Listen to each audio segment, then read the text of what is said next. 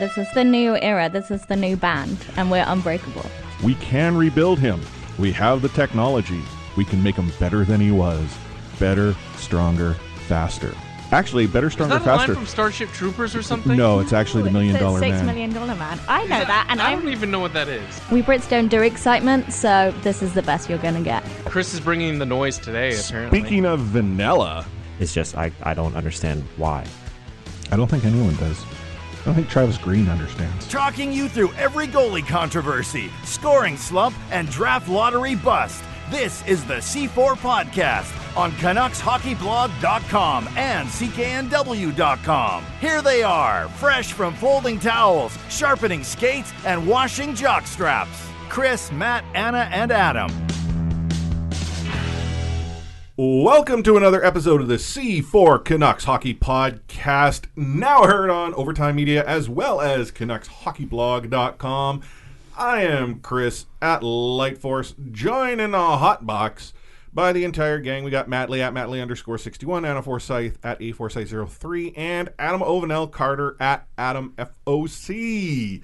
How is everyone doing now that the season is over? Doing all right. I didn't get to watch the last two games, so it kind of just came and went for me. It was a weird, almost like surreal feeling. Yeah, I did watch the last two games and not too happy about having done so. So, yeah, it feels a little deflating until we get the news tomorrow. I'm not going to lie. I missed the entire St. Louis game.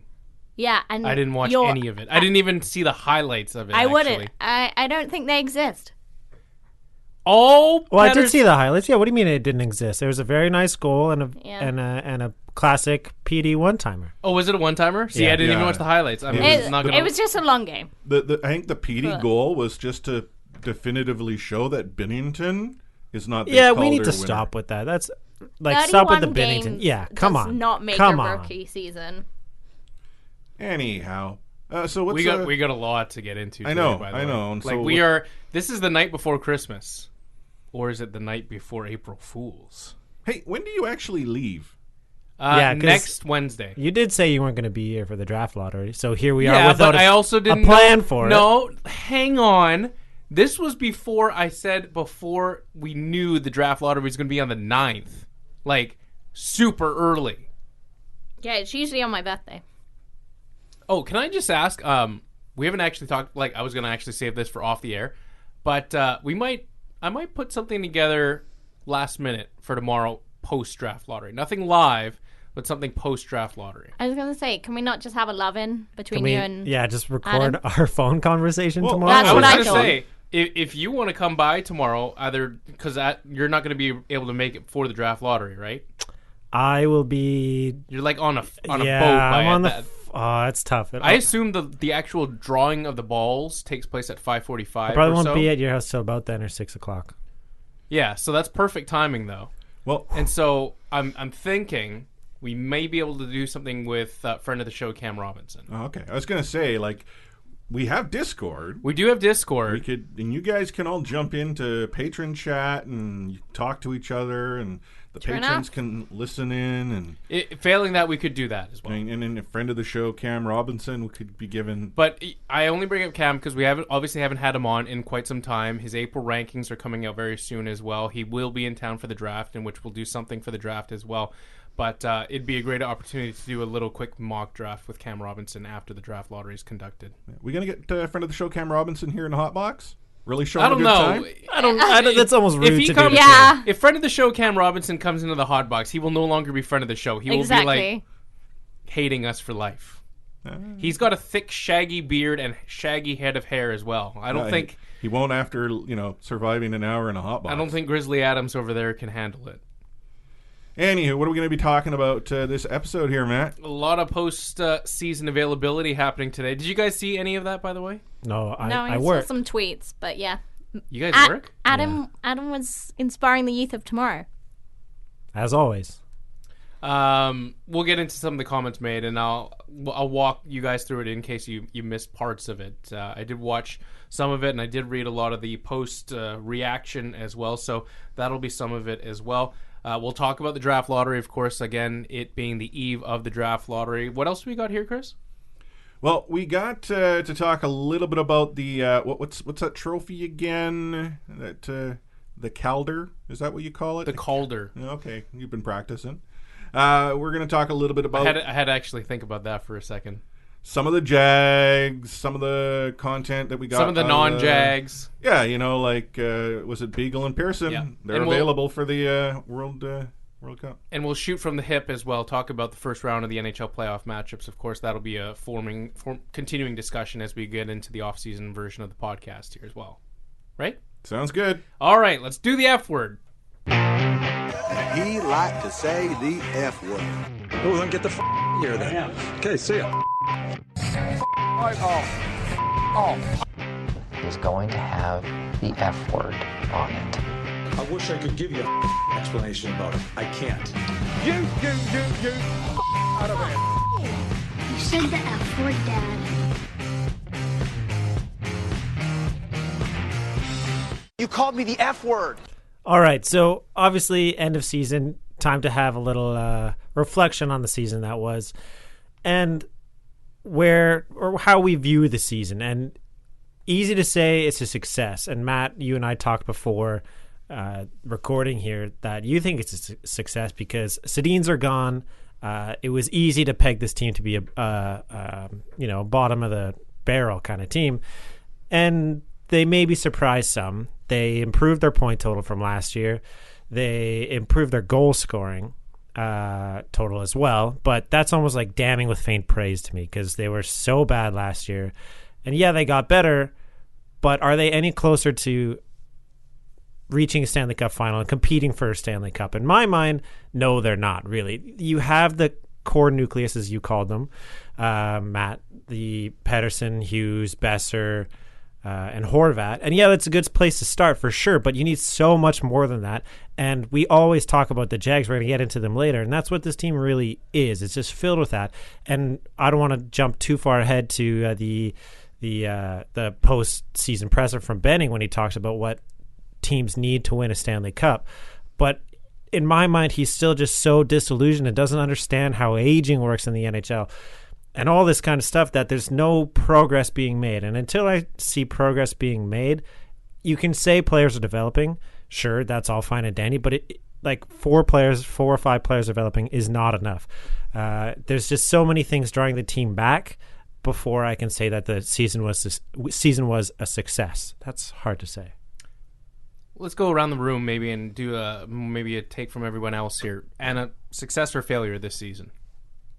Failure. Thank you. See, they didn't make the playoffs. Hang on. I know. Well, Sorry. You had your turn. Quiet down there. Big guy? I'm going to say that it was a success. I am also going to say it's a success. Split decision. Yeah, I know Discord's going to come at me and say I'm too negative.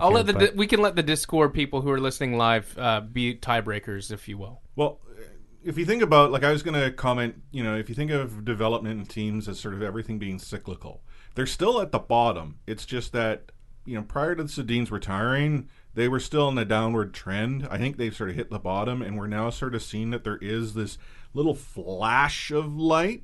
Now, it may be a heck of a long journey. Yeah. But I think we can actually say here is a core of 4.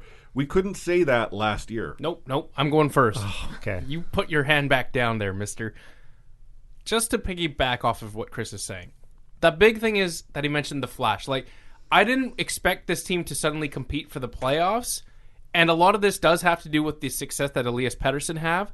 But I just wanted to be convinced at the end of this year that we are on the right path. Are we further down the path? Are we a lot further back on the path than we should be? Yes.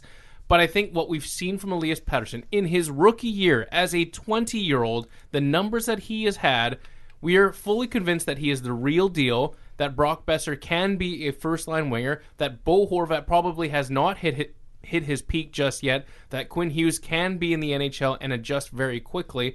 I do think that looking at that nucleus of players that we have a foundation to work with, and maybe this is me drinking Francesco's lemonade, but I think that we have the right players that we will need to be competitive for a long time. I think we have some of the right players, but you look at Sure. Not enough? Probably. But I think that comes with this offseason, a very crucial offseason. Okay, but as the well. question is, and I don't want to get too much into semantics here, but was this season a success? Yes, there are bright spots. Yes, there are players to build around, but was there any building around those players? Did the Canucks make the playoffs? No. And did we expect them to? No, but still. And was there any progress made in terms of building a competitive playoff caliber team? And I think we can all agree that no, that didn't happen. Yeah, I think you asked a very black and white question there, Matt, but like any progress we have made this season really seems to be undoing damage from that already happened. So this is true. I mean, we did dealing hit Eric what I would call Branson. rock bottom after the Sedins retired. And people are quick to say, like Adam Gaudette is a big piece of this team going forward, and he may be, but you can't say that when he's the same age or same calendar year as Jared McCann, who put up 20 goals in Pittsburgh. Like, there's so many misjudgments of talent going on in this team that happen every year that I can't see this as a successful season. Yeah, and you look at players like Ben Hutton, if anything, he's regressed. Jake Vatanen had a bit of a boost, but in the latter part of the season, partly due to injury, you could say he's regressed. So, yeah, a lot of the Edler and development. Tanev are, on the downward trend. Yeah, definitely. And we're still dependent on them. Yeah. So I ask you this: what would you define as a successful season this year? Like, what would have made it successful? I think for me and for a lot of fans is if there was a direction that made sense. Anna kind of talked about undoing certain mistakes, but even those, they're not progress movers or progress stoppers, right? Like, as much as I enjoyed seeing Tanner Pearson, he's kind of reaching the peak of his career and he's going to go down, right? So if there was a direction made to sell assets and rebuild properly and keep building towards something, then I'd be okay with that, rather than just doing these status quo moves that don't work. And it depends what you're defining as this season, but the July 1st earnings, you could just argue that only Antoine Roussel has panned out with any measure of success. Yeah, Jay Beagle was a massive failure. He got 2 goals, and people, he wins faceoffs. Is that all he had? I think he had 2 goals, maybe 3 and on the that's season. Tim Schaller. Tim Schaller. Jesus. And I get he's a 1-year deal, so who really cares? Yeah. He's on a 2-year deal, Tim Schaller. Is he? Yes. I thought it was a 1-year deal. He's back next year. This whole season I thought it was a 1-year deal. Yikes. Okay, well, there you go. So then, based on that, I got bad news for you, Cheech. This season was over July 1st. Pretty much, yeah. I mean, we saw that. I do think that you're still overlooking. I can't believe I'm being so positive, but I still think you're overlooking some of the serious strides that this team has made. Yeah, I get that, and I appreciate that. Like, seeing Quinn Hughes was a revelation. The Canucks Jacob Markstrom stepping forward. As well. Sure, but like those 4, 5, 6 players aren't going to win a team, and there's nothing being built around them. It's great. Every team needs those foundational players. But having 2 first-line wingers, a second-line center, 2 first-line forwards, a second-line center, and 1 defenseman, and a good 30-year-old goalie, that's not a Stanley Cup winning team. But it's what you said, a foundation, right? And don't you think it's a lot harder to build a foundation than it is to find complementary players to that foundation? Okay, so we're 5 years here now, and we have a foundation, sure. But how long until the right moves are made around them? Also, what is our defensive foundation? Quinn Hughes? That's it. No? Yeah, she's got a good point. I mean, Stetcher's a good... maybe. I mean... But we have no idea about you, I know. And people I love Troy Stetcher, don't get me wrong, but realistically, he's a 3rd or 4th defenseman. He's not going to be an all-star anytime. So, but if what has been done in years past is being brought into the equation about this season was a failure if they won the Stanley Cup with a bunch of Jags. Like that's the problem. There's no equating to past mistakes. I don't disagree that what we're seeing is a big mess that suddenly Jim Menning has decided he's gonna try to deal with. The analogy I might use, it's like a cable that's been in your pocket and it's all knotted up, and you got to sort of peel it apart layer by layer. He's the guy who actually knotted it up, then threw it in the pocket, and now has been given the opportunity to pull it apart. Like, I agree, yet we are seeing that. Like, I think we can't be too quick to discount the progress. Yeah, right. If he goes on July 1st and signs a bunch of Jags again, okay, you know what? We're regressive. But that little flash of light at the end of the tunnel just went dark. I just feel that we can't completely discount that.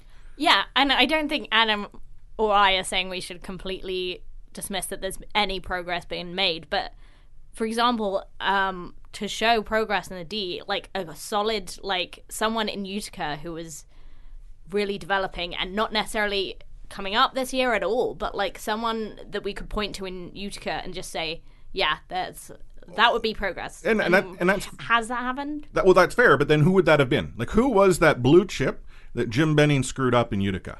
Is it Levy? Is it Cole Lind? I mean, you could argue that maybe it was an organizational thing with, Trent Cull and all the rumors about how he's essentially, torts, 1.2.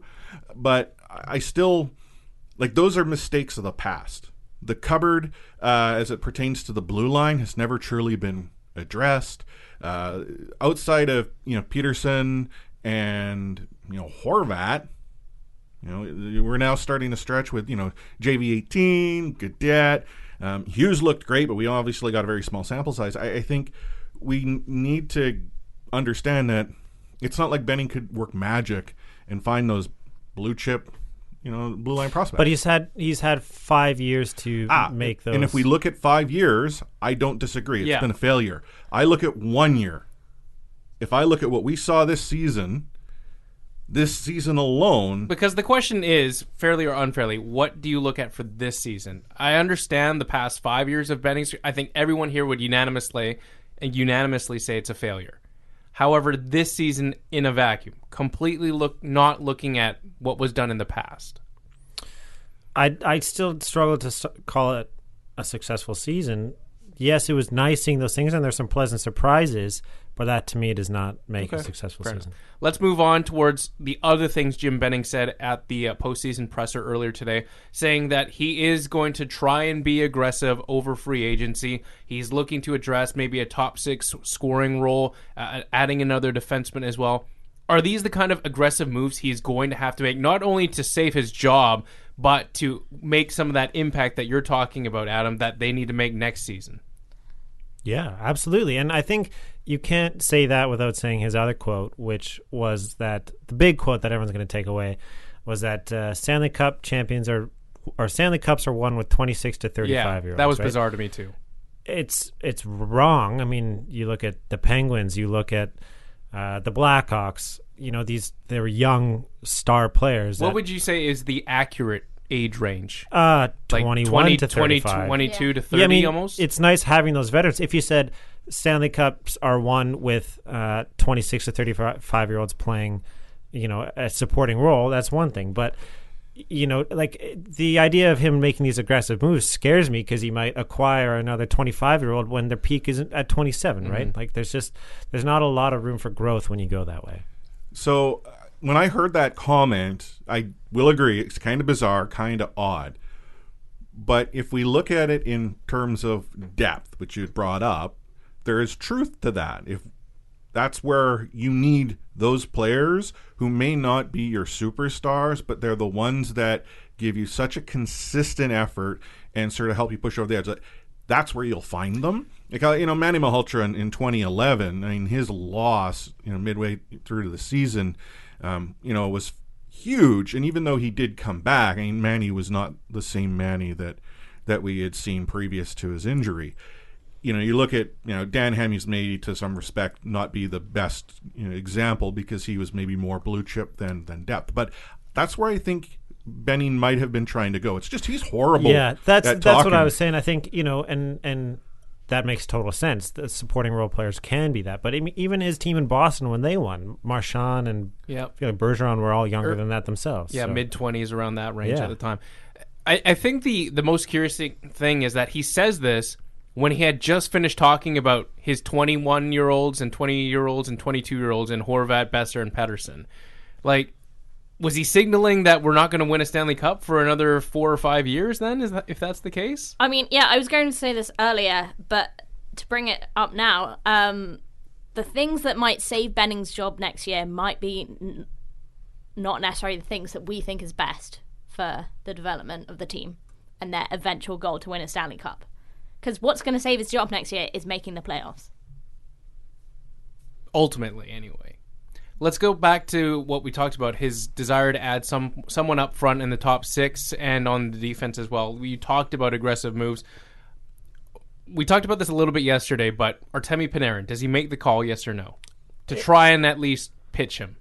I think it would be foolish not to at least have a call and open discussions if you want to make an aggressive move, because outside of free agency, there's not a lot the Canucks have to work with to make an aggressive move. Mm-hmm. So, well, it's funny you say that, because during the radio broadcast when he was on 650 during the intermission, he actually said, I got to get a top 6 winger and a top 6 blue liner, and we're going to look at, free agency, but probably trades.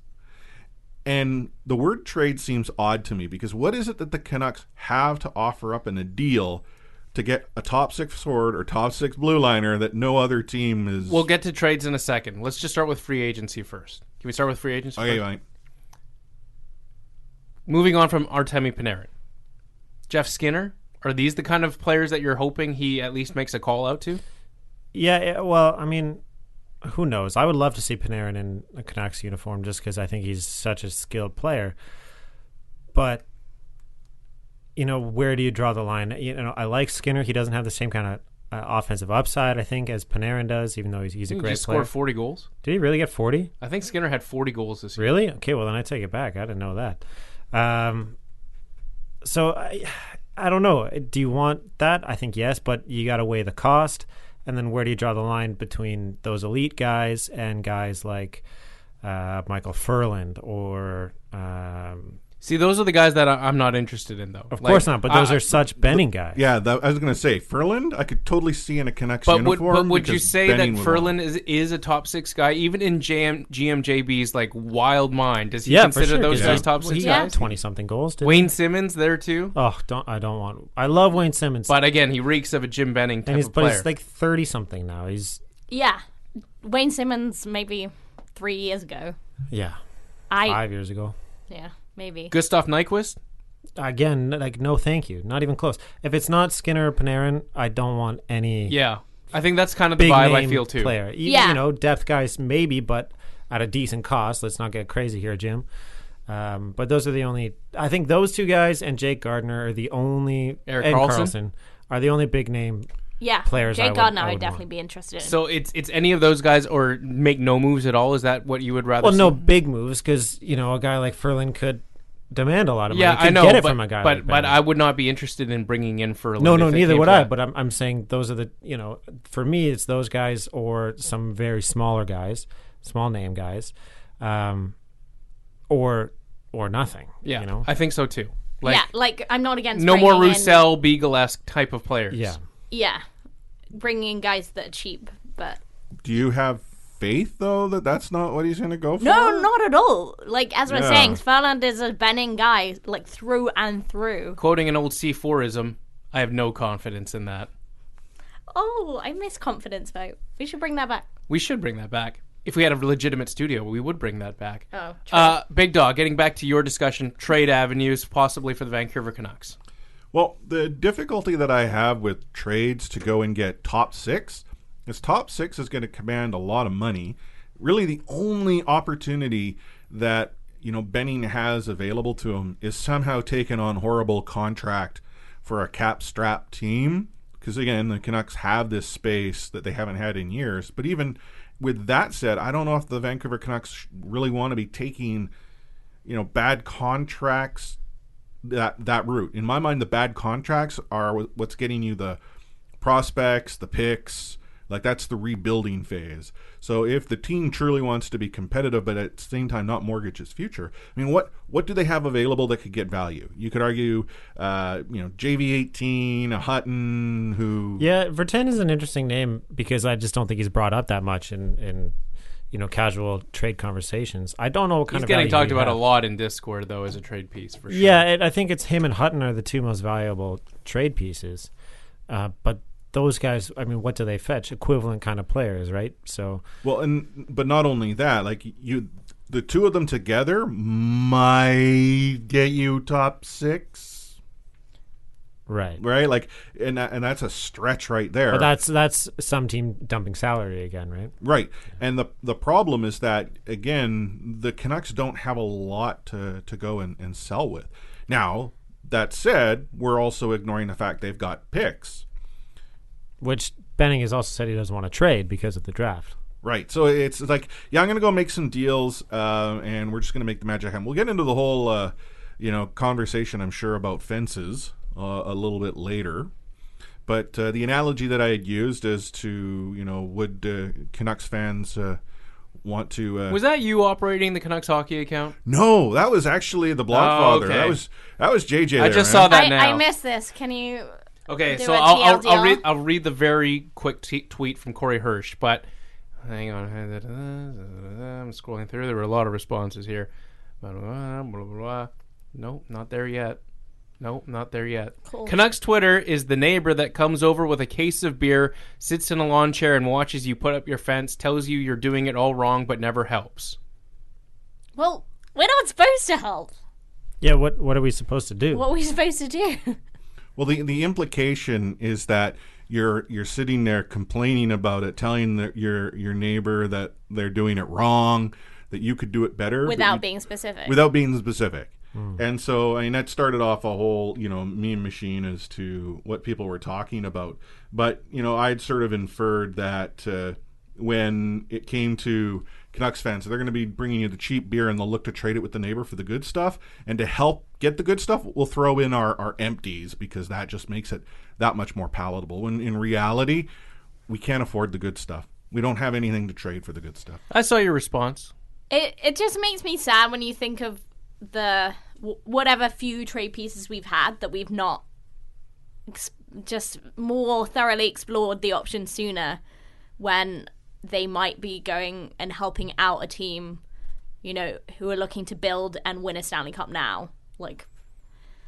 And then we could have gone picks or something to just so that our journey wasn't stalled. I don't know. It's just frustrating. A little off the rails here, but do you guys remember that dude who started with a paperclip and ended with a house? So Jim Benning should be starting off with a paperclip and Started with a house and he ended up with a paperclip? Well, in fairness, not really. He was sort of midway through. But he should be the guy that has that paperclip and just little by little getting more. But Jim Benning's the guy who's got this paperclip and he's like, you know what? I'm pretty sure I can get a car for this. And he's trading it in for a wreck that's on the ICBC lot that they just want to get rid of because it's taking up space. That's what he's trading his paperclip for. We got a little bit off the rails, as you mentioned. Let's take a quick break, and we'll come back with Rewind right after this. So we're a little bit late in giving a shout out, and for that I apologize. Look, we're in a hot box. It's Adam's a little fault. Warm, and yeah, it is. He was champing at the bit. Always Adam's fault. But we have a new member in the patron club. That's the Inner Club. Do we have a name for our patrons? Should we have a name for our patrons? C4 I don't know. It should be like a club name. Maybe. alcoholics. I don't know. The C foursome. Well, that's different. I think we should let our patrons determine what they're part of. But we have we've talked about Epictetus, who has been part of previous live episodes. Well, he has joined the patron crew with a listening in tier pledge. So, we do owe a shout out. Now, I also want to comment on Epictetus' handle on Patreon, which is Cry Me a Rivers. I'm trying to figure out if that's an NFL reference or Justin Timberlake reference? Well, yeah, but Rivers, maybe like Phil Rivers, I don't get it. I don't get it either. Yeah, well, anyhow, I just explain it to us. Maybe he will please. explain it to us. We'll have to. And then beyond that as well, I still need to get around to upgrading, the Bearded One's role in Discord for winning the hockey pool thingamabobber. What's it? Yeah. Oh, yeah. Right. And we get to change your Discord name, too. Okay, first and foremost, no, I did you a solid. We've already talked about this many times. Anyway. Anyhow, rewind. Media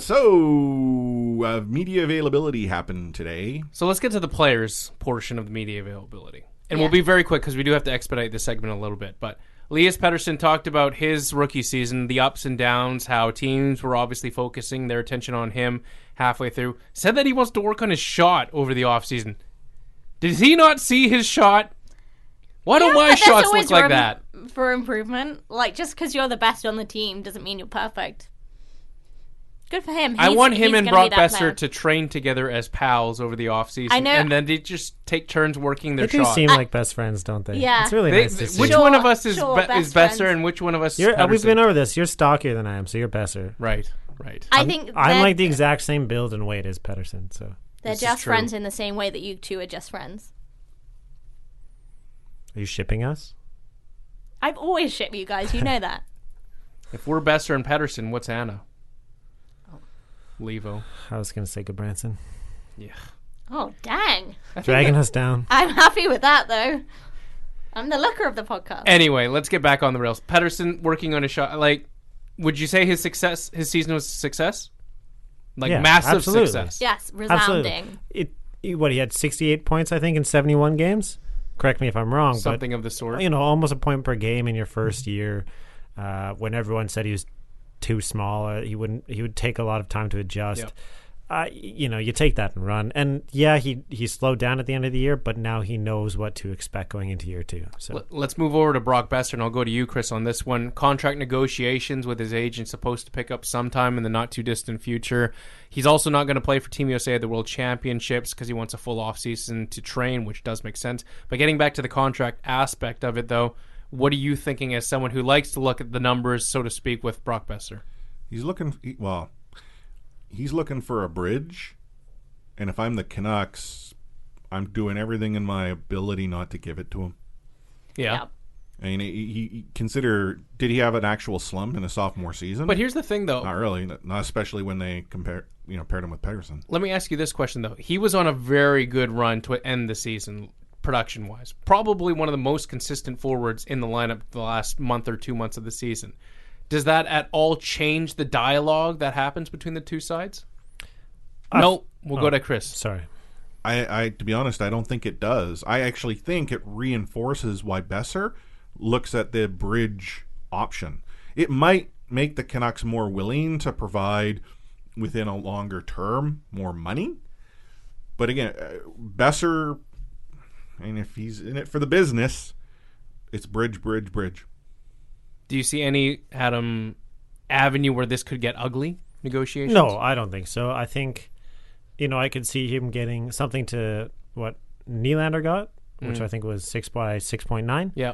Or a 7 by 7 kind of thing, or again, a bridge deal. And maybe he gets a bridge deal, but I don't think that hurts either party. Yeah, no, I think the Canucks will push term. Yeah. But at the end of the day, if they go and sign a bridge, they will. It's just they're going to try. I love Besser, but I don't see him getting a $10 or $11 million deal. I don't think, unless he starts putting up 40 the next 2 years, right? So, and any thoughts on Besser or Pettersson? I'll ask you the next question. I think we'll just end up giving him what he wants and signing a bridge. Okay. This question going to you, Anna. Bo Horvat talking about how he feels he hasn't even hit his best hockey of his career yet. This despite the fact in Game 82 we were talking about how he was challenging Ryan O'Reilly for the most faceoffs won in the season. And Horvat developing quite nicely, hitting 60 points again this season. Like, does Horvat have more to give than what he's already shown this year? Or is this basically what we will see on a year-to-year basis? Well, you have to think he's had his toughest season yet. He's... Henrik's gone. There's absolutely no sheltering there. And his line has constantly been the toughest. Mishmash as well. Well, the mishmash, so difficult to develop any chemistry, which he has said in interviews that he finds a struggle, like that he's enjoyed playing with Tanner Pearson just merely from a consistency standpoint. But yeah, his line has faced the toughest matchups, and his time on ice is, that's a labor. So I think there's definitely room for growth as he adjusts to this huge sort of uptake in responsibility. Mike Gillis was on TSN 1040 last week, and he even said that Horvat could possibly be better than Ryan Kessler was at his prime. Is that a stretch at all? I'll let anyone here take that one. I think they're different players. Like I truly see Horvat as a maybe more consistent, more well balanced. I would say Horvat's a little more methodical as well in his game than Kessler, which was built on like just pure physical play. Yeah, and I think you look at Kessler, he'd spike or peak probably higher than we'd ever get from Besser, but I don't believe we would see the significant regression.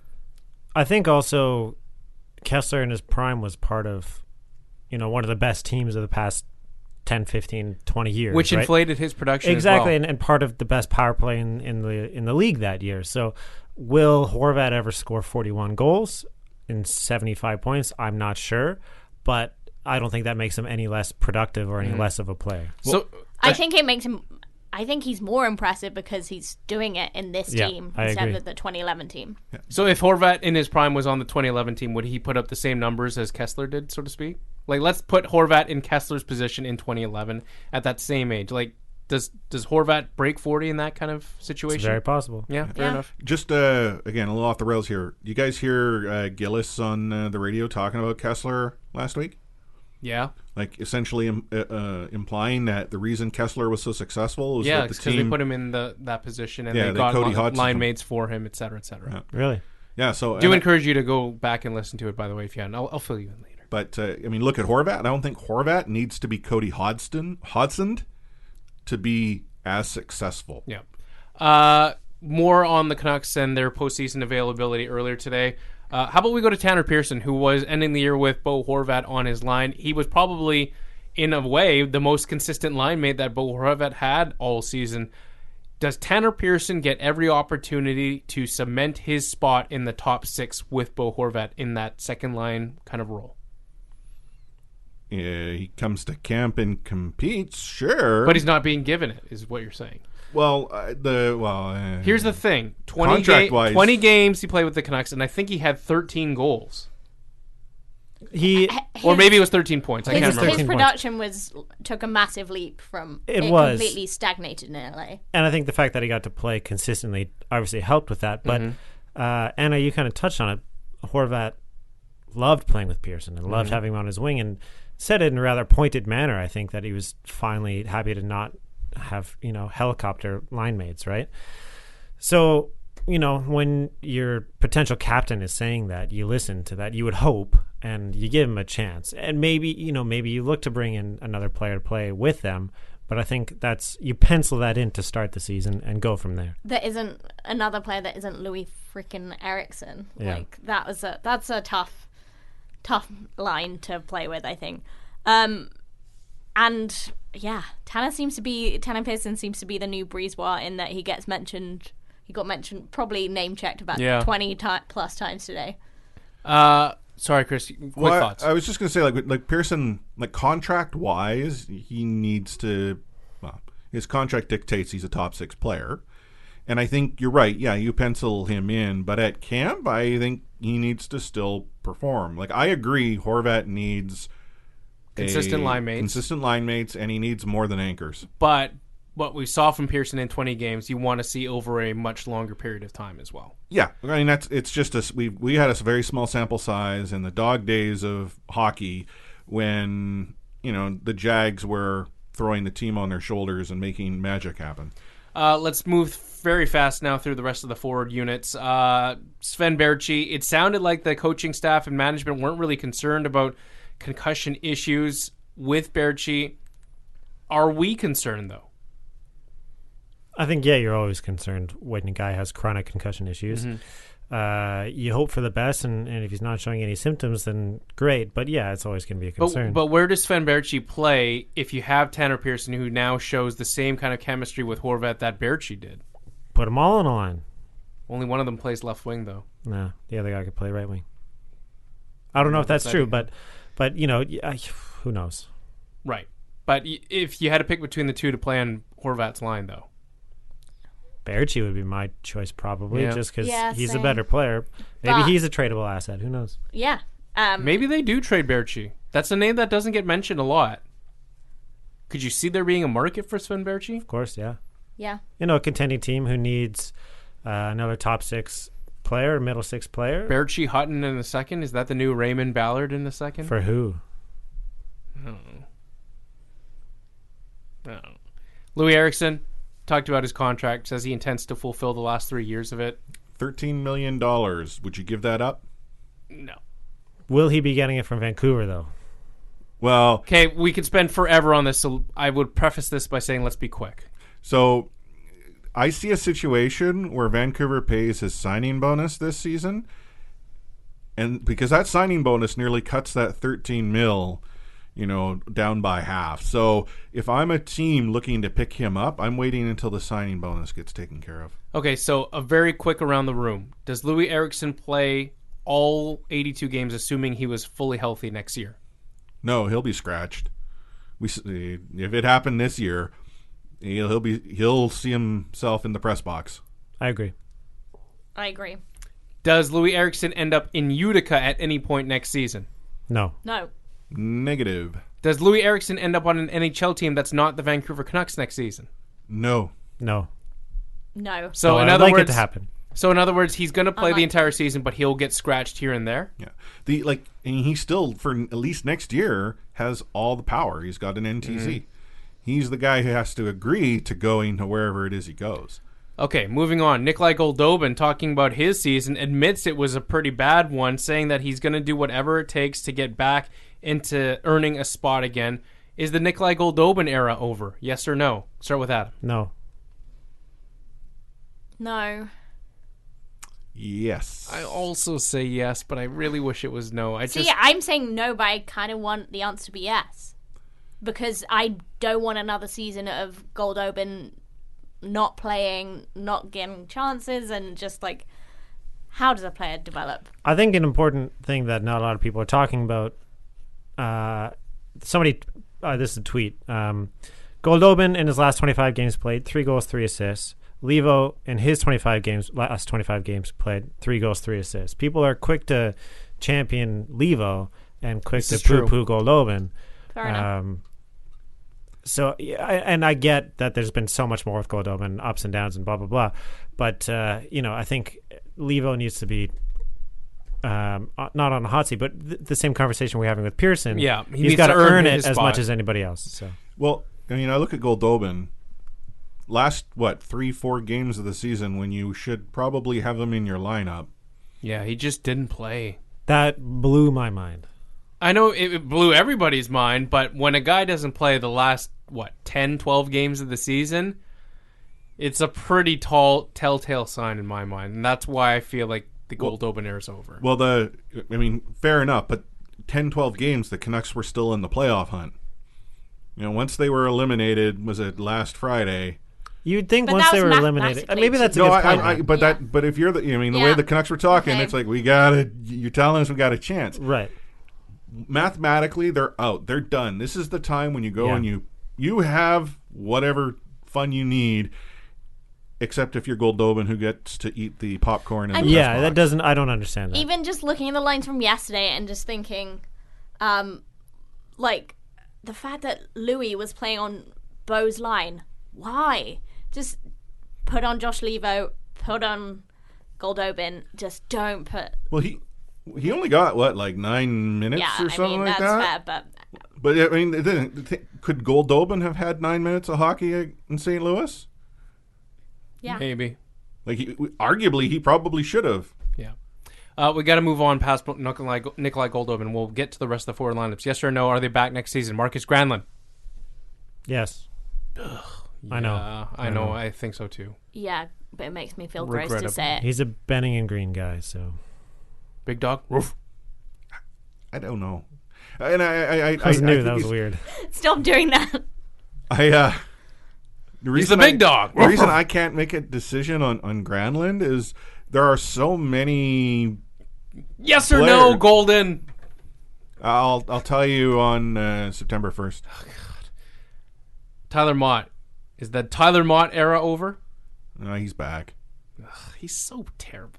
What does he bring, really? He's just another guy I've who's soured fast on with him. no finish. I soured him on, in the early part of 2018, I would have said, yeah, he's a good bottom six guy, but we have enough bottom six guys now at this point. Yeah, I mean, he's the jaggiest of jags. Can you have too many bottom six players though? No, you can't, but apparently. Alex Edler says he intends to finish the rest of his career in Vancouver if he can. Is it a foregone conclusion that he's not going to pull a Dan Hamhuis and take his ball and go somewhere else? Well, I don't know why you're dropping the Dan Hamhuis comparison. Okay, here, well, Dan 'cause- Hamhuis probably wanted to come back but didn't get Yeah. offered a contract. So let me separate myself from that comment. Edler's back is the answer to your question. And Yes, with all the double negatives, I got a little lost, but yes, Edler is back. I love double negatives. so, NTC?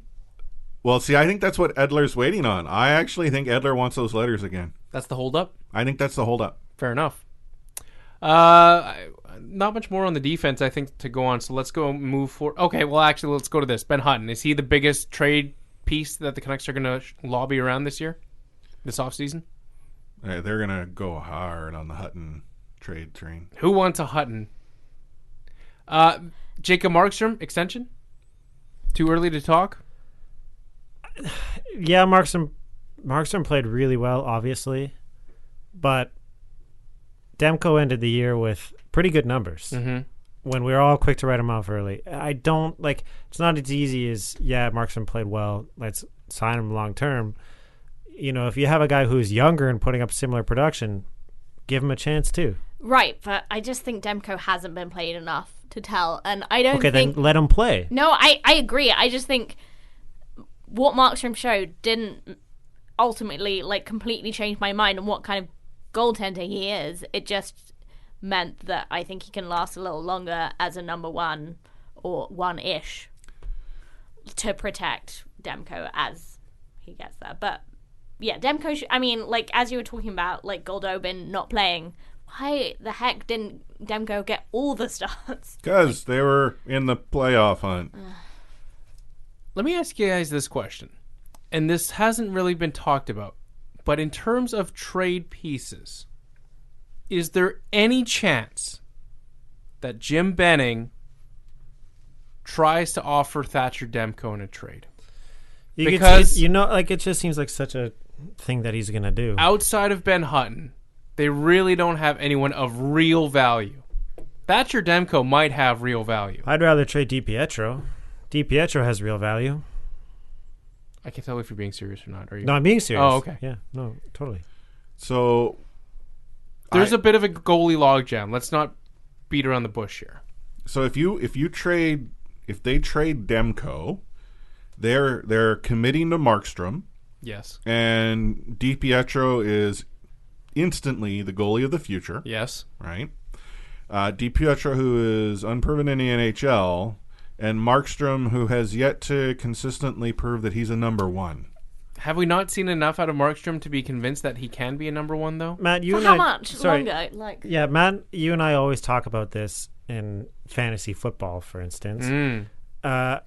When a player kind of out of nowhere produces and has a huge season, that's an outlier. This has not been Jacob Markstrom. You don't, in my eyes, you just don't become. But isn't Jacob Markstrom still young enough to consider he's that what, he's 28, just 29? But just these don't are become a prime. franchise. These are prime years, though. Now for Jacob Markstrom, you just don't become a franchise goalie. I'm not saying he's a franchise And- goalie, Adam. Okay, but Demko has that potential right now. Yeah, I think trading Demko would be crazy. And if But the Canucks, if Thatcher Demko gets you a legitimate top six piece that you didn't get in free agency, are you not saying that you wouldn't make that deal? okay, well, a top six piece or a starting goalie for the next 10 years. Yeah, you can't win a Stanley Cup without goaltending.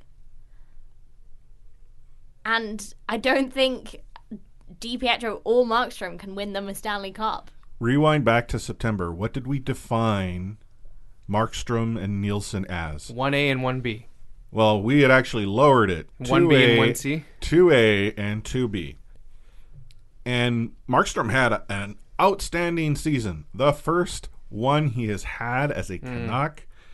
He is not the franchise goaltender yet. Yeah, and also his outstanding season was slightly above league average. I appreciate his season, Yep. but he wasn't even close to Vezina contention, right? That's the Canucks MVP you're talking about. I there. know, and he earned it, but he's just not. If the Canucks aren't going to be competing for a cup until these guys are 26, like Benning says, or whatever, then signing a goalie till he's 32 just doesn't make sense. Chris, tell me about this. You have stressed the words asset management. Here you have Thatcher Demko, a former second-round pick, built up to this point to now become an NHL backup goaltender at the worst.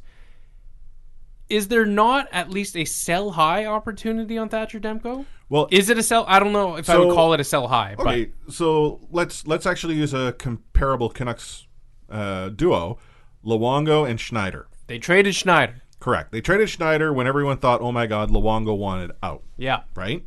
Now, are we saying that Markstrom is equivalent to Luongo? Because I think it's fair to say Demko is equivalent to Schneider. But also, you got to think about the contract. The context of it all is totally different. Oh, yeah, no, a totally different context. But we knew that if Schneider got traded, when he did, people weren't concerned that Luongo couldn't carry the team. People were concerned that Luongo was invested in the team. Now, is Markstrom invested in the team? I think he is. For all intents and purposes, especially with what he was saying at his presser, yeah, he's totally sold in Vancouver in the future. Is he able to carry this team? I'm sorry, until I see another season of him playing lights-out hockey or average lights-out hockey. Yeah, and that's why I think, you play the season out and then visit extension at the end of the year, but I think you give Demko more opportunity to play. Yeah. And if I was going to trade a goaltender, I said it last episode, I would talk about possibly dishing Markstrom. I agree. If you want to talk about a sell high candidate. Yeah. And you can talk about, like, goalie logjam. Like, there's kind of a vacuum underneath Demko. So, and you can only have 2 goaltenders in an NHL team. It's not the same as having, like, tons of Jags on your D or tons of Jags on your wing. I just think, and I'll be very quick, we're wrapping this up, position of strength, goaltending is at least a decent strength, and if you can find a way to trade one of your strengths for help up front, you might have to do it. Whether it's, I almost said Luongo, whether it's Markstrom or Demko remains to be seen. Take a break, come back very quickly with the draft lottery pre-segment coming up here. Take hitting out of the game. You can't hit anymore, so don't do it. The unsportsmanlike conduct, I want to get an explanation on. No kidding. Because how do you get suspended for unsportsmanlike conduct? Plus interference. There's no interference there. He had the puck. Now, Madison never ever did that before. Now, why did he do it? And that because he was mad. Well, your early favorite for the Calder Trophy, that's for sure. Elias Pettersson, you might even say your early favorite for the Hart Trophy. Just to get back to your question, Elias is going to play plenty. He's going to get a lot of power play time, and yeah, I'm concerned about our offense. We lost 200-point players, and we've got to find a way to score. So, the NHL Draft Lottery is upon us. By this time tomorrow, Adam, we're going to know where the Vancouver Canucks pick. I mean, we do know where they pick. 12th? Yeah. You know how horrible that will be? Okay, so a little sneak peek behind the curtains. Most people know I work at BC Lottery Corporation. Part of my responsibilities is helping to manage PlayNow.com, which is the BC's only legal online sports betting website, by the way. I'm a company man. We started doing NHL Draft Lottery bets for this year. One of the bets was where will the Vancouver Canucks pick in June. The options were, of course, 1, 2, and 3, or 9, 10, 11, 12. The odds to pick 12 were 200 to 1. And I'll just tell you, talking to the Play Now guys, they said, we better hope that the Canucks don't pick 12th overall. Because there was a lot of good action happening there. So I should be logging in right now. You don't have an account. I checked. There's so much wrong with that if you had. 200 to 1 for 12, huh? I think the mathematical odds, they're not great to pick 200 to 1. I mean, I'd put a flyer I'd put a 20 down on that. You'd put a 20 down on that? Oh, yeah. I mean, it's to me, if I'm going to go and gamble, I'm going to put $20. I mean, it's very easy. I could go and throw that 20 into a slot machine. The odds are 0.1%, by the way. Yeah, it's not good. But still, I mean, hey. It's literally 1,000 to 1. Like, it is a 1 in 1,000 shot. Hey, it's no different than putting some money down. So you're telling me there's a chance on a safety being the first score in the Super Bowl, and this is true. Cleaning up with like hundreds of thousands of dollars or millions. There was that one guy who dropped $1 million on that bean. I wish I had that guy's money. Anyhow, it would be kind of baseless to talk about who will win the NHL draft lottery. We all know what the odds are and stuff like that. But let's look at the top of the list and go down from there. Like, talk about which team actually deserves to win one of the top 3 lottery spots. Does Colorado? They're in the playoffs. No. I don't feel they do. No. If Colorado... So let me present you this scenario. What if Colorado got both Jack Hughes and won the Stanley Cup in the exact same year? I mean, it's not going to happen. That'd be the greatest season in NHL history. Like, whoever's is it Sakic? Like, I don't think that's ever happened where a team wins a cup and gets first overall pick. That would be unbelievable. It's not been impossible, but it's been impossible. There is a path for it to happen, though, which right. would be crazy. Yeah, it's bananas. But I don't know. Colorado does not deserve... What are the BCLC odds on that? Of Colorado winning the cup and winning the lottery. No, it's not great. You parlay that, drop a $5. Does LA deserve anybody? No, if you win 3 cups in 5 years or whatever it is, you should not get out of town. They deserve all the bad contracts. But they never had first overall. I don't care. They've won cup. If you won a cup in the past 10 years, you don't deserve first overall. I feel like that should be a rule too. Yeah. That if you've won the Stanley Cup, you lose 1 chance or something like that. Yeah, I'm fine with that. And if you've won the lottery as well, you also lose a chance. Like, there needs to be if the NHL actually wanted to consider full parity, they would have so the Oilers don't that. win 3 times in a row. That's BS. Yeah. New Jersey, they had Nico Hischier. I feel like they don't deserve him. Yeah, that's fine. They're going to get a top 5 pick anyway, so it's not like they're getting handicapped here. Detroit, I actually wouldn't be mad if Detroit won. I would not be the mad top 3 at picks. all if Jack Hughes went to It's Detroit. a pretty cool story if you think about it that way. Yeah, and I feel like the NHL is in a better place when the Red Wings are good. So I'm curious, why is it that the Red Wings are okay, but the Kings are not? Because the Red Wings haven't won a Stanley Cup for a decade.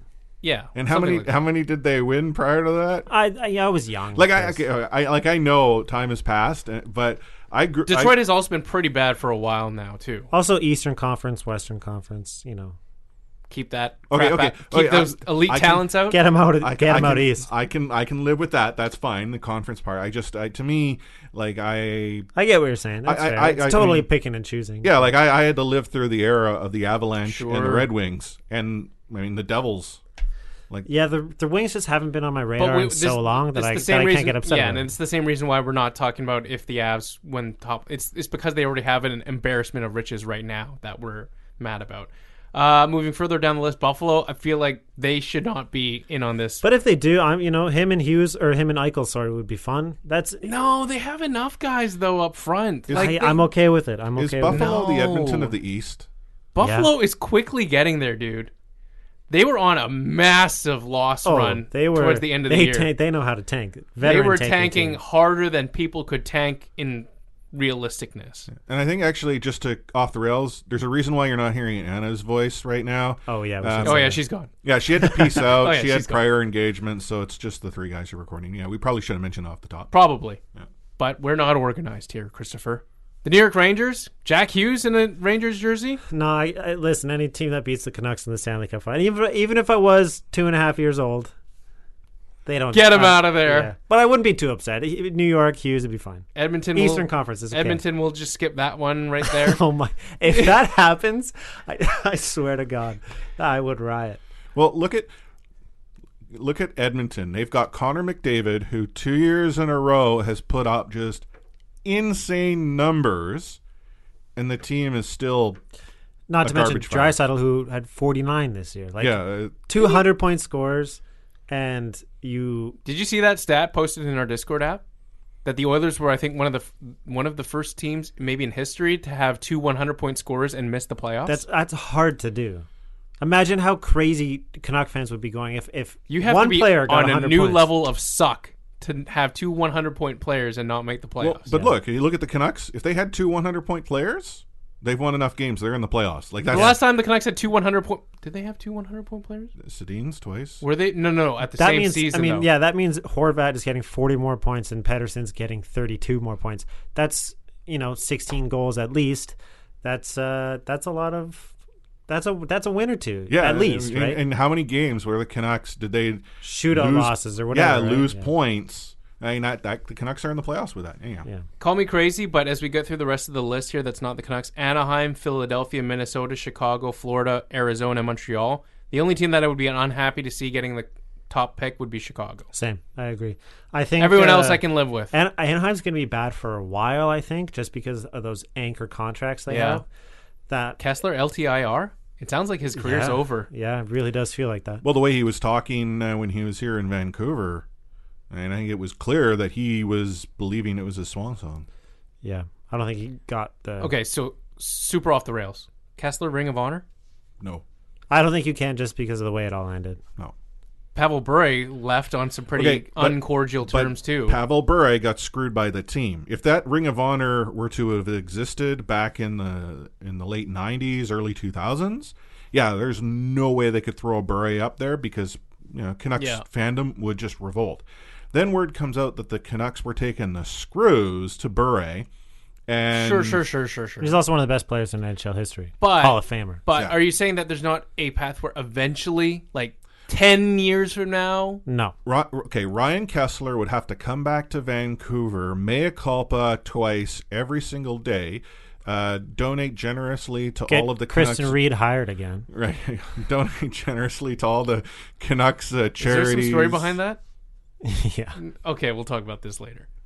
And even then, after having gone and personally shaken hands to every person in the rink and bought them a beer, only then might they consider putting them up in the Ring of Honor. So the point of this whole exercise was to demonstrate, I feel, that if ever there's a year, and this is me talking to the good Lord upstairs, the hockey gods upstairs, whatever deity it is that you worship, if ever there is a year the Vancouver Canucks, and I feel like I say this every freaking year, but ever there was a year that the Canucks deserve to win the NHL draft lottery, it is this year. With the draft in Vancouver, with Quinn Hughes' brother at the top.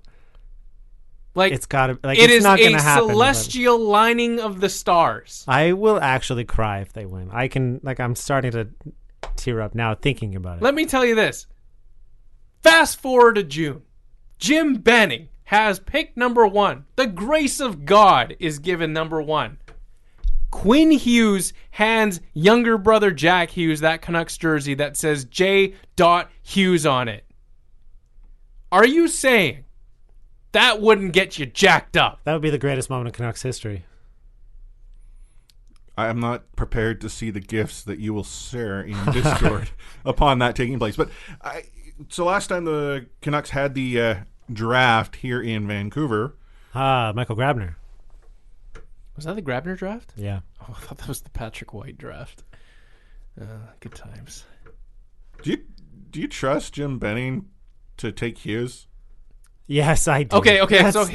So here we go. We'll talk about this, and this is a way too soon conversation. I've had this with some friends.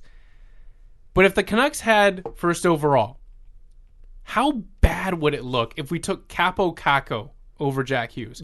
Regardless of who you have, 1-2, and we admit it is closer. But it would look bad on Quinn Hughes for us to spurn his brother and take Capo Caco. For that reason, that just would never happen. It's not even worth talking about. It's not going to happen. If we get second overall, though, let me ask you this. Demko and would you move? What would you move to move up to 1 and guarantee yourself Jack Hughes? Like, let's say it's an obscure team like Minnesota who could use help anywhere. Like, they would welcome taking Kako or Hughes. That is so super close for them. What would it take for you to move up from 2 to 1? Would you trade this year's second as well? Yes. Really? Yes. You wouldn't?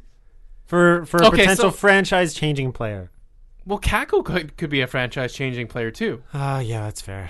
You talk about the process and how long it has taken for us to get this far.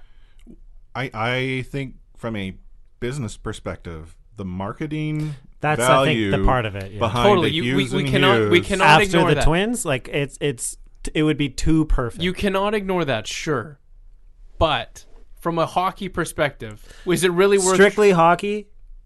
No, I would not do that because the gap isn't big enough for a high second round pick difference. Right? Exactly.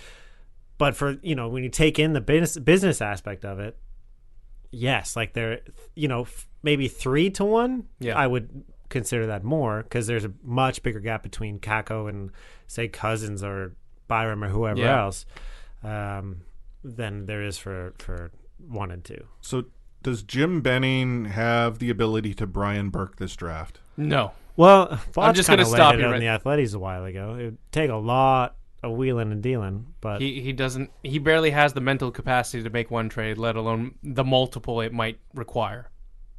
I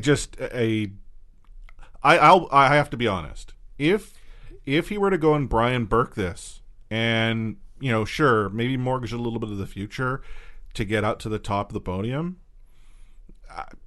I'd give him a pass for the season. I actually think that would show me that he has the temerity to actually make, bold decisions. And, I know GM Jim Benning listens to our podcast and is looking for ways to... He downloads and listens. To impress both Adam and I, who constantly, call for his immediate replacement and Lawrence Gilman to be brought back, but... Doesn't matter, though, because we're picking 9th, so... Okay, so I'll tell you what. This is how we're going to end the show just before. We're going to do one simulation. And one only. And what happens will be what happens in the real draft. The Canucks, with their 5% chance at winning first overall, 16% chance at picking in the top 3. This lottery simulator says that the Canucks will move down 2 spots and pick 11th overall, with Philadelphia, Chicago, and Detroit picking 1, 2, and 3. Yikes. Do it again. Yeah, how many times does it take? Is it like, again, at the Whitecaps match, you pick a color and then you smash your phone? There have been a couple fast? times in Discord where some of our Discord members will post screen grabs of what they did. They did it one time. The Canucks would pick one, and then be like, I'm not touching this thing until the 9th. Okay, I'll do it one more time, just for Adam's sake. Here we go. Oh, God! Where it was even worse. Edmonton is picking first overall. Which site are you using? I'm using Tankathon. Tankathon? Oh, okay, and the Canucks have moved down 1 spot. Two simulations, we've moved down twice. Does it matter which simulator you're using? Does that come into play? No, Christopher. The algorithm does not change from. Well, no, I'm just thinking if you smash your button a few times or you do it once, what is your go-to simulator? I don't, because see, for me, I know I have absolutely no control over how many times I hit enter, smash a mouse. Yeah, tell that to Jim Benning, who used that once or twice. God, you think Jim Benning can actually use something like Cap Friendly? I'm surprised he even knows how to log on to his computer. You know what? I just want to say that the Canucks moved down to 11th in that first simulation you did. Yeah. They have 4.3% chance of that happening, so there's a higher chance they get first overall than they move down to 11th.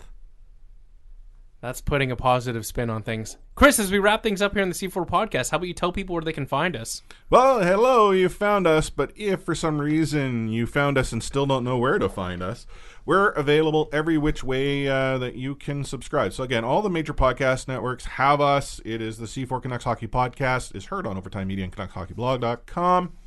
As far as looking for us on Twitter, however, it's at the C4 Podcast, and Facebook, it's facebook.com/C4 Podcast. Let's see. Individually, Anna Forsyth, who's already bugged out for the evening. She's at A Forsyth03. Did you see, by the way, she took the Vacchio jersey to Rogers Arena and then went on a skate with it? Yeah. Now it's all sweaty it's now? all sweaty and sullied. And you don't actually, here's a question. Jerseys like she that. better pay for our dry cleaning when I get that. It needs to be dry cleaned. That's not like you throw it in the washing machine at the laundromat. My mom did that with my first ever Canucks jersey, and it got creased down the middle, and I will never forgive her for that. Yeah, it's got to be done right. So we're gonna have to have a little chat with Ms. Forsyth. But as we wrap this episode up, Adam, who is at AdamFOC on the Twitters, final words of wisdom. Not a whole lot more to say, really. I am horribly nervous and totally resigned to have a terrible day tomorrow afternoon. But here's hoping. Are we on me? Yeah, well, I thought you were going to talk. You suddenly, had that twinkle in your eye. I always have that twinkle in my eye before it fades after every draft lottery. Yeah, another year of disappointment on and off the ice. I'm just going to be... I think actually this year at this year's draft lottery, I'll actually be in the presence with my missus so she'll actually get to see. I thought we were going to be together. Well, she'll probably be able to see that exact moment when my heart stops beating. Yes. So that was Matt Lee at Matt Lee _61. Are we going to see a picture of you and Mrs. Producer, hugging it out as you cry on her shoulder? No, I got to be strong. She'll bully me if I cry in front of her. Does she follow the Canucks? Canucks? She also says, because I told her I would cry tears of joy if the Canucks won the Stanley Cup, and she actually made fun of me for that. Does she follow hockey? Yeah, a little bit. She's from Winnipeg, so she obviously follows the Jets a little closely. So she's more like, she's one of the people that shouts, True North during the anthem? Yeah. Yeah. Okay. I don't even think she does that. Oh? Well, then she's not that big of She only Jets knows fan. that Lana plays for the Jets as well. Interesting. She's a fair weather Jets fan. Interesting. Lots of those Canucks fan here, too. As far as myself, Chris Golden at Light Force, I'm just looking forward to the fact that we're going to continue bringing you episodes throughout the off season, much different than the last 5.5. This will be actually, this summer, we'll have been on the air for 6 freaking years. The C4 Canucks Hockey Podcast is 6 years old this summer, so I'll have to do something special. But we are going to be changing our episode cadence coming into May. You're going to see us drop to bi-weekly, which is better than no weekly, which is what it was in the last few years. We're going to probably talk a little bit about playoff hockey, any Canucks news that might come out in the mix, but I think we're probably going to have a whole lot more fun, which means Matt Lee is going to have a real angry summer. Yeah, shake your head all you want. But on behalf of Matt, Anna, Adam, and myself, Chris, I'm going to sign off this episode with the 2 words to sign off every single one, and that is, we're out.